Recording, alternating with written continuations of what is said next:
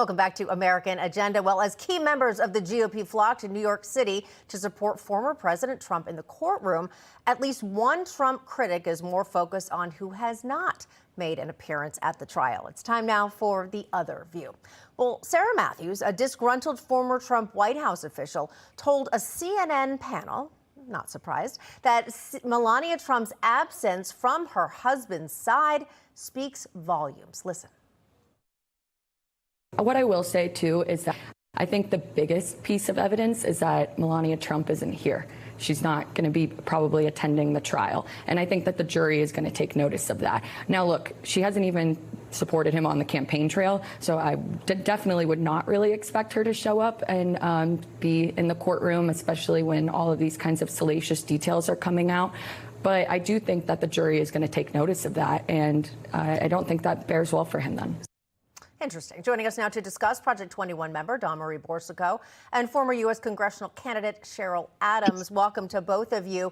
Cheryl, all right, let's start here. The woman we just heard said, okay, this is a big piece of evidence, but then she sort of contradicted herself and said, well, Melania is not usually on the campaign trail. We know, we've all met, so to speak, from afar, Melania Trump, meaning that we know that she is not someone who is always in the spotlight. You know that she is a mom first. Her son, her youngest son, is about to graduate from high school.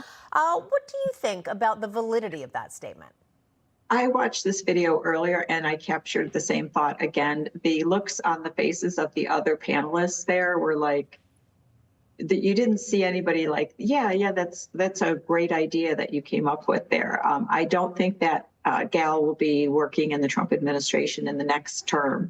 And I think she must have just been really out of good material for the show that day. She is completely out of line. This is, as your prior guest said, it's not a felony case. It's not life or death for Donald. He's doing a fine job on his own. And I think he brings her in when he needs her, and she's busy doing other things in Florida. I think that's a great point. And we don't have a lot of time today, so I want to jump right to our second topic here.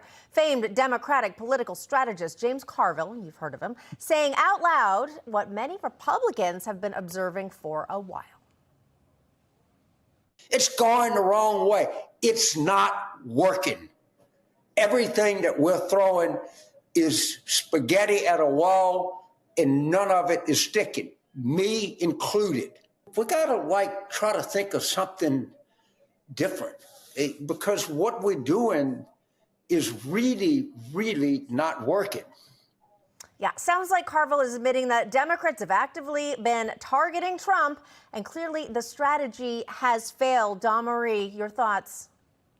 If they thought that they could continue with this narrative of hate toward this former president, and it's not working. And right now, the American people are struggling. We know that inflation is high. You go to the grocery store and spend, buy 4 things, and you spend nearly $100, if not more.